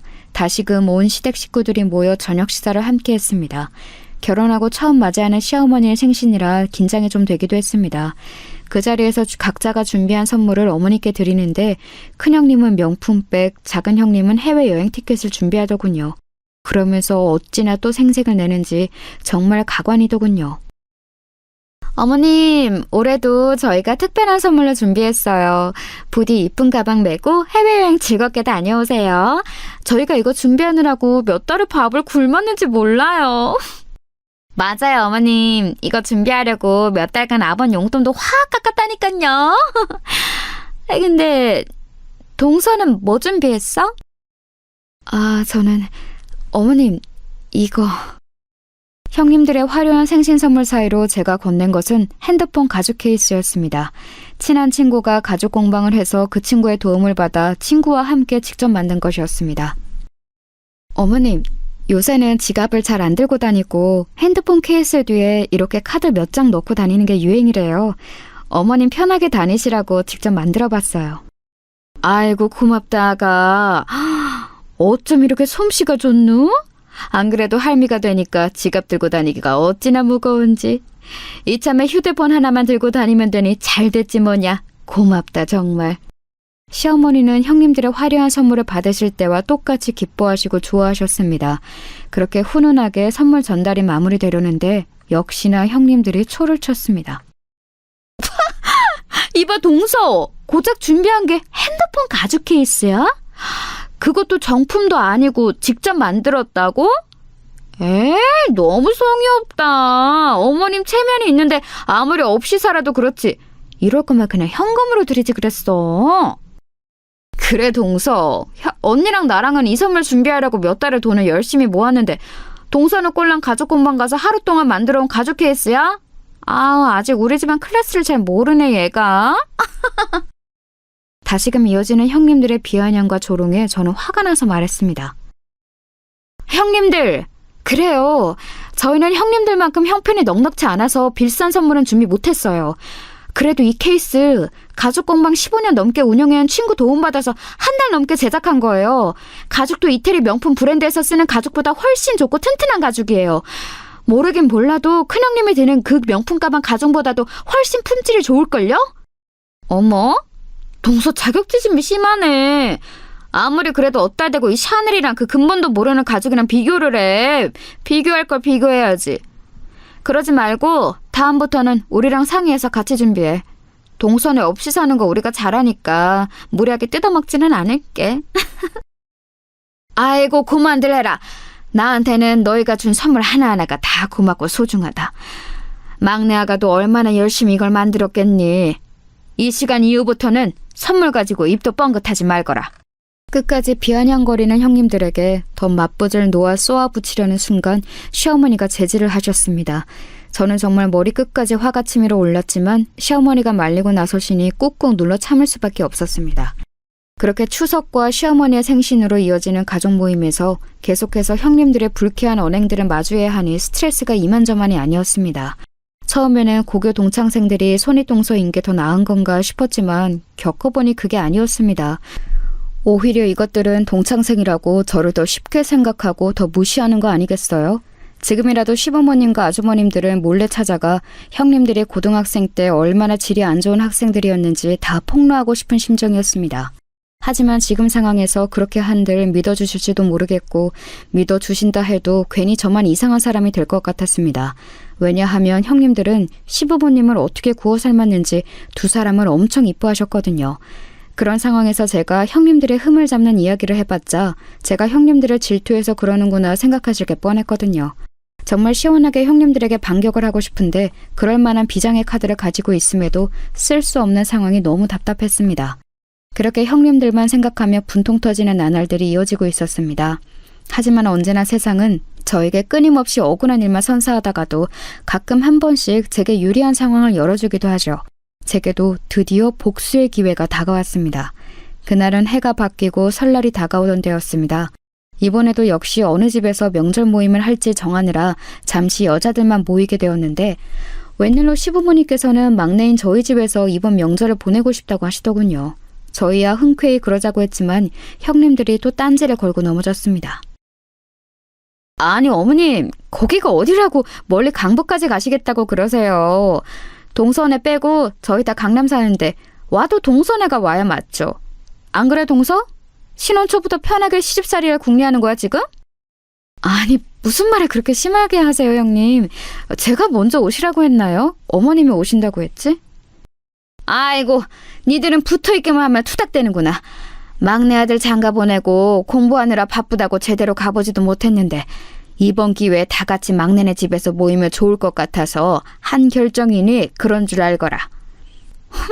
네 어머님, 그럼 어쩔 수 없죠. 한강 건너 올라간 지가 언제인지. 언니 그만 투덜대고 이번에는 그렇게 하자. 형님들은 저희 집에 오는 것이 무슨 누추하고 더러운 곳에 겨우겨우 오는 것 같은 태도를 보이는데 굉장히 언짢았습니다. 그래서 저는 그동안 쌓여왔던 그들의 업신여김을 완전히 끊어내야겠다고 생각했습니다. 그래서 주소가 어떻게 되는데? 불러봐봐. 저는 마지못해 하는 형님들에게 또박또박 제가 사는 곳의 주소를 불러드렸습니다. 서울시 용산구 항남동 108번지 한남 탑 노블레스 아파트 103동 1501호예요. 어? 내가 지금 잘못 들은 거지? 어디라고? 왜요? 뭐가 잘못됐나요? 한남 탑 노블레스 아파트요. 들어보셨을 거 아니에요. 제가 거기 산다고요. 거짓말 치지 마. 지금 이 형님들 놀려? 시어머니도 계시는 자리에서 이게 뭐 하는 짓이야? 빨리 주소 제대로 안 불러? 못 믿으시겠으면 직접 와보시던가요. 왜요? 저는 이 아파트 살면 안 돼요? 안 되고 말고 거기는 100억이 넘는 아파트인데 전세 산다는 사람들이 그 집에 전세로 들어가 있다고? 아이고 지나가던 개가 웃겠다. 동서, 올해한테 자격지심이 있는 거는 알고 있었지만 아무리 그래도 어른들 앞에서 이런 장난은 선 넘었지. 저는 계속해서 못 믿는 형님들에게 제 신분증을 던지면서 얘기했습니다. 형님들 이거 보세요. 여기 주소지 보시라고요. 제가 그동안 어머님 앞이라서 자제해왔는데 오늘 확실하게 짚고 넘어가야겠네요. 어머님, 잠시만 좀 양해해 주세요. 형님들은 제가 집어던진 신분증을 집어들더니 거기에 적힌 제 주소지를 보고선 놀라며 말했습니다. 아니 진짜 탑 노블레스 아파트네? 이게 어떻게 된 거야 동서? 강북에 전세 산다면서? 네 맞아요. 한남동도 강북이죠. 그리고 전세도 맞아요. 전세가가 60억이라서 그렇지. 아, 60억이면 형님들 사시는 그 강남집 매매가보다도 비싸네요. 어떻게 생각하세요? 뭐라고? 아니, 너희가 돈이 어디서 나서 그런 집을... 네, 사실은 이랬습니다. 저희 부부가 사는 집은 위에서 말한 대로 한남동 부촌에 위치한 최고급 아파트입니다. 웬만한 강남보다 전세가며 매매가가 훨씬 비싼 곳이죠. 가난한 박사과정 부부가 어떻게 이런 60억 전세라는 어마어마한 집을 얻을 수 있었느냐고요? 네, 저희가 가난한 것은 맞죠. 하지만 저희 부모님은 아닙니다. 아버지는 오랫동안 대기업의 임원으로 일하셨고 은퇴하신 지금도 강남에 건물을 몇 개 가지고 계세요. 결혼할 때도 저희에게 집 한 채 선물하시겠다고 한 걸 저희가 굳고 사양하자 그러면 아버지 명의로 전세라도 얻어주겠다고 해서 이 집에 이사 오게 된 것입니다. 저희 부부는 처음부터 끝까지 모든 것을 저희 형편에 맞게 저희 돈으로 결혼 생활을 시작하려고 했지만 어렸을 때부터 외동딸인 저를 너무나 이뻐하신 아빠의 간곡한 부탁에 집만이라도 아버지의 바람대로 하자고 남편과 상의해서 결정하게 된 것입니다. 아니 동서, 아니 수희야, 그게 정말이야? 너 고등학교 때도 그런 티 한 번도 안 냈잖아. 그런 거 티내선 뭐하냐? 내가 니네처럼 허영만 가득한 줄 아니? 정말 니네 고등학교 시절 생각만 하면 야야야야 수희야 네가 미안해. 우리가 미안해. 그동안 우리가 아무것도 모르고 너 너무 무시했지. 진짜 미안해. 한 번만 용서해주라. 어? 동서. 제가 홧김에 두 형님들의 고등학교 시절을 시어머님 앞에서 폭로하려는 눈치가 보이자 큰형님은 번개처럼 저를 제지하고 나섰습니다. 콧대 높던 그 모습들은 다 어디로 갔는지, 아파트 브랜드 하나로 이렇게 전세가 역전될 수 있는 건지 씁쓸하기도 했습니다. 사실 시어머님은 저희의 이런 상황을 다 알고 계셨는데 허영만 가득한 형님들이 제가 더 잘 사는 것을 알면 주눅들까봐 그동안 일부러 말을 아끼셨어요. 그런 저희를 보다 못한 시어머니가 한 말씀 하셨습니다. 큰아가, 둘째 아가, 내 그동안 너희가 막내 아가 상황을 알고 나면 너희가 괜한 박탈감이 들까봐 얘기하지 않고 있었단다. 사실 나한테는 너희가 가난하건 부하건 다 내 예쁜 며느리들이란다. 그런데 너희들이 막내 사정은 잘 모르는 채 은근슬쩍 무시하는 말들을 할 때마다 마음이 아팠단다. 그렇다고 내 입으로 막내 애들 사정을 밝히기엔 사돈댁에 신뢰가 되는 것 같은 느낌이 들었지 뭐니? 이제 사정을 다 알았으니 부디 사이좋게 지내길 바란다. 게다가 너희들은 고등학교 동창이라면서 이 시애미는 너희들이 사이좋게만 지낸다면 더 바랄 것이 없겠다. 이 시애미 말 잘 알겠지? 사실 시어머니께서 형님들이 저렇게 콧대 높게 시건방지게 굴 때 적극적으로 말리지 않으셨던 게 내심 섭섭할 때도 있었지만 말씀을 듣고 보니 형님들과 저희 부모님까지 배려하시느라 그랬다는 사실에 마음이 풀렸습니다. 그렇게 그날 자리를 마무리하고 설 당일이 되어서 저희 집에 식대 식구들이 다 모인 날 저희 집의 화려한 내부를 보고 부러워하던 형님들의 모습이 잊혀지지가 않습니다. 부럽기는 한데 티는 낼 수 없고 그러자니 배알이 꼴리는 그 표정을 진짜 여러분에게도 보여주고 싶네요. 그런데 형님들은 그런 뒤틀린 마음을 마음속에 꾹꾹 눌러 담을 수 없었는지 또 눈치 없는 말을 내뱉었습니다. 동서는 좋겠다. 부자 부모님 만나서 아직까지도 하고 싶은 공부하면서 이렇게 편하게 호의호식하니까. 그러게, 학교 다닐 때는 커다란 잠자리 안경만 쓰고 공부만 하던 애라서 눈에 띄지도 않았는데 이렇게 부잣집 딸내미인데다가 훈난 남편까지 다 가졌네, 다 가졌어. 서방님은 동서 어디가 그렇게 좋았어요? 솔직히 외모 때문은 아니죠? 자신들이 가진 재산으로는 저를 이길 수 없다는 생각이 들었는지 이제는 외모로 저를 까내리기 시작한 것입니다. 무슨 말씀이세요, 형수님? 저 이 사람 얼굴 보고 결혼한 거예요? 남편의 능청스러운 대답으로 그 상황을 넘어가긴 했지만 저는 기분이 나빴습니다. 그리고 돈으로든 외모로든 어떻게든 저보다 우위를 점하려는 그 태도가 애처롭기까지 했습니다. 근데 암만 좋은 집 살아도 차 없이 뚜벅이로 다니기 힘들겠다. 본인들 명예차는 없다고 했지? 여기 이렇게 언덕진 아파트를 차 없이 어떻게 다녀? 이번에는 자기들 수입차 자랑이 하고 싶었는지 주로 뚜벅이로 다니는 저희 부부를 무시하는 발언을 했습니다. 아이고 그만들 하거라. 너희들은 틈만 나면 이렇게 막내 아가 비아냥거리는 거 지치지도 않니? 아니 어머님, 저희는 그게 아니고요. 서방님네가 차 없이 이렇게 높은 언덕에서 왔다 갔다 하기 불편할까 봐 그랬죠. 거기까지 듣는데 저는 더 참지 않고 말했습니다. 형님들, 제가 이렇게 좋은 집에서 살고 있는 게 배알이 꼴려도 단단히 꼴리시나 보죠? 제가 그동안 많이 참았는데 이제는 제 외모 비하에 또 차는 왜 걸고 넘어져요? 형님들 저보고 자격지심이라고 했죠? 그 자격지심은 형님들이 부리고 있네요. 진짜 가짜나서 정말. 뭐야? 너 지금 말 다 했어? 이게 어디 손이똥수한테 자격지심이 어쩌고 어째? 나 진짜 어이없어. 여보, 우리 그만 가자. 나 기분 다 잡쳤어. 그래 여보, 우리도 가자. 막내 동서 잘난 척하는 꼬라지 더 이상 못 보겠다. 그러더니 아주머님들을 이끌고 확 나가버리는 게 아니겠어요? 아이고 얘들아, 어디 가니? 얼른 다시 이리 오지 못해? 시어머니가 나서는 그들을 붙잡으려고 하는데도 형님들은 아랑곳하지 않고 자리를 떠버리더라고요. 어머님 냅두세요. 이번 명절은 우리끼리만 조촐하게 지내요. 이 기회에 형님들 저 비아냥거리는 버릇 싹 고쳐줘야겠어요. 아휴, 내가 며느리들 때문에 늙는다 늙어. 그렇게 설 명절은 며느리들의 기싸움으로 살벌하게 끝이 났습니다만 제가 거기서 계속 져주면 저희 부부를 넘어서서 저희 부모님까지 능욕을 할까봐 더 이상 참으면 안 되겠다 싶었습니다. 기회를 봐서 단단히 한번 혼을 내줘야겠다는 생각이 들었습니다. 그리고 그 기회는 그리 오래 지나지 않아서 찾아왔습니다.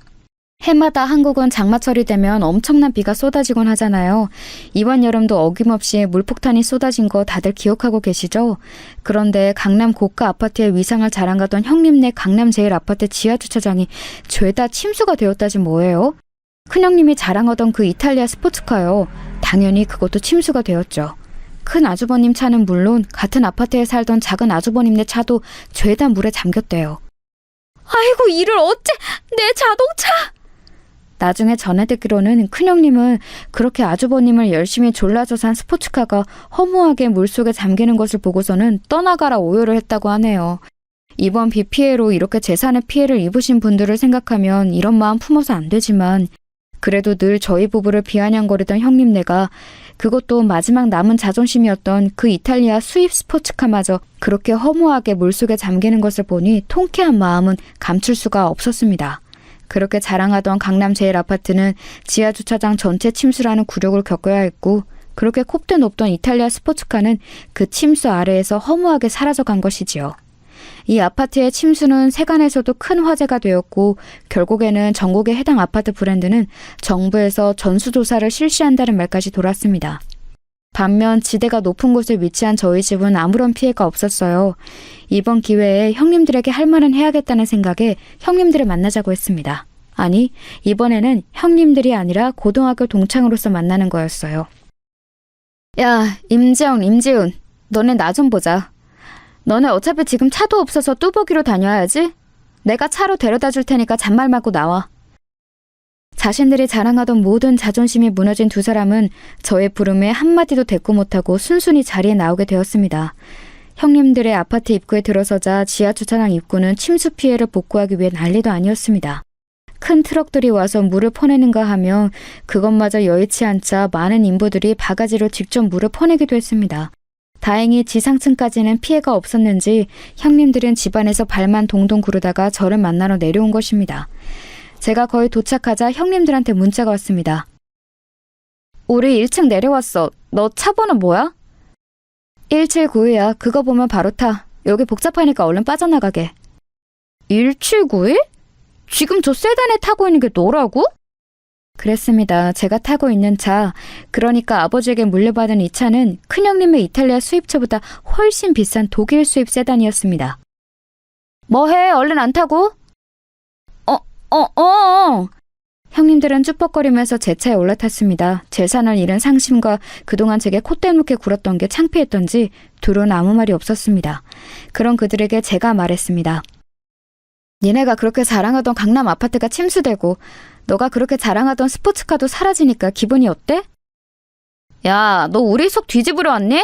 빨리 용건만 말하고 끝내. 우리 다시 빨리 집 가봐야 돼. 왜? 한번 얘기해봐. 니네가 그렇게 무시하던 내가 니네 집보다 좋은 집 살고 차도 이렇게 더 좋은 거 타니까 기분이 어떻냐고. 야, 말은 바로 해. 이게 네 거야? 그 집이 네 거야? 다 니네 아버지가 해주신 거잖아. 그런 니네는 전부 아주버님들이 벌어다 주는 돈으로 호의호식하고 있었던 거 아니야? 그래, 나 일부러 니네 보라고 아버지 타던 좋은 차 끌고 나왔어. 니네 코 납작하게 해주려고. 똑같이 당해보니까 기분이 어때? 야, 그만해. 그래, 네가 이겼다. 네가 이겼어. 야, 지훈아, 얼른 가자. 무슨 말 짓거리나 궁금해서 나와봤더니 우리 조롱하러 왔네. 두 사람은 그들이 제게 그랬던 것처럼 똑같이 대하는 저의 행동을 보자 참을 수 없었는지 차 밖으로 나서려고 했습니다. 야, 기다려. 뭐야, 더 할 말 남았어? 그래, 바보들아. 이 차 너네 빌려주러 온 거야. 그게 무슨 뜬금없는 소리야? 으이구, 이 멍충이들아. 내가 진짜 너네 속 긁으러 왔겠냐? 어차피 남편이랑 나는 차도 잘 안 타고 다니니까 니네 차 보상협의 끝날 때까지 이거 타고 다니라고 내가 특별히 은혜 베푸는 거다. 뭐야, 병 주고 약 줘? 됐어, 이러지 마.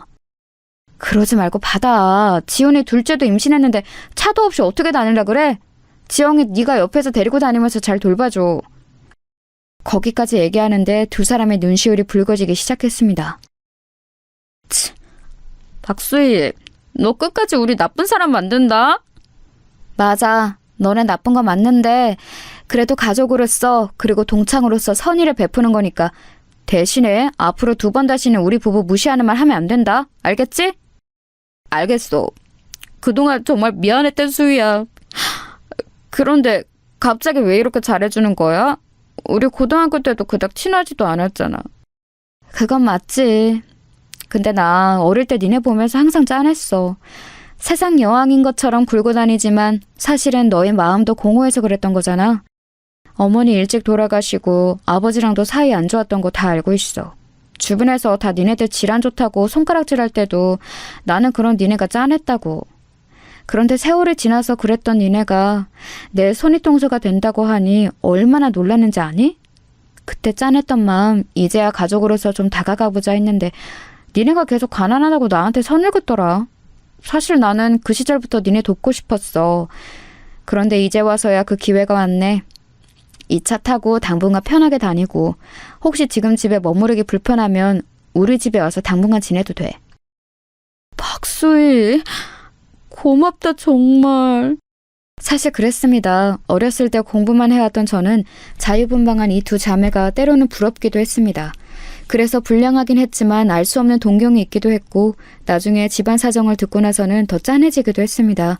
하지만 노는 물이 달랐기에 학창시절 내내 가까워질 기회는 거의 없었죠. 그러다가 동서지간으로 이렇게 마주하게 됐을 때는 놀랍기도 했고 반갑기도 했지만 어릴 때 버릇 못 고치고 건방지게 구는 모습에 역시 사람은 변하지 않는구나 하는 생각을 갖기도 했습니다.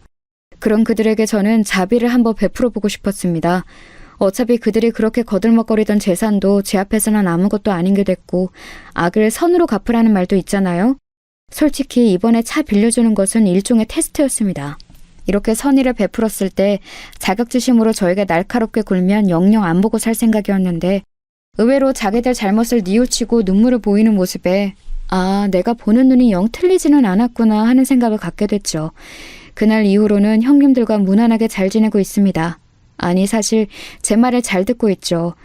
막내 동서는 저인데 제가 맏언니가 된 것처럼 굴고 있습니다. 동서, 아니 수야 오늘 뭐 해? 오늘 너희 연구실 놀러 가도 돼? 나 까막눈이나 다름없잖아. 박사님들 공부하는 데는 어떤지 구경하고 싶어. 수희야, 오늘 언니랑 근처 왔는데 점심 같이 할래? 너 좋아하는 수제버거집 가자. 이런 식으로 틈만 나면 제게 앵기면서 친해지려는 시도를 하였습니다. 사실 그들도 애정이 부족했던 탓에 학창시절 그렇게 엇나갔던 것이라고 생각합니다. 이렇게 먼저 마음을 열고 선의를 베푸니까 금세 강아지처럼 졸졸 쫓아다니는 것을 보면요. 이런 얘기로 마무리 지으려는 것은 아니었습니다만 아마 현재 방황하는 많은 청소년들도 마찬가지겠죠? 그들에게 사랑과 관심을 조금만 더 기울인다면 미래의 대한민국이 더 사랑이 넘치는 나은 곳이 될 거라는 생각이 듭니다. 그런 의미에서 형님들의 화려했던 고등학교 시절은 영원히 시댁 식구들에게 함구해주기로 했답니다. 아, 그리고 남편이 미처 얘기 못해줬던 아주버님들과 형님들이 어떻게 만났는지 얘기 궁금하시죠? 형님들이 절대 얘기하지 말라 그랬는데 살짝만 얘기하면요. 공부밖에 몰랐던 셋님, 아주버님들 하루만 일탈해보자 하고 클럽을 놀러 가는데요. 거기서 그날 같이 놀러온 형님들을 만나서 합석을 하게 되었다고 하네요. 그게 인연이 되어 결혼까지 일사천리로 하게 되었고요. 시어머님은 아직도 이 사실을 모르고 소개로 만났다고 알고 계신데요.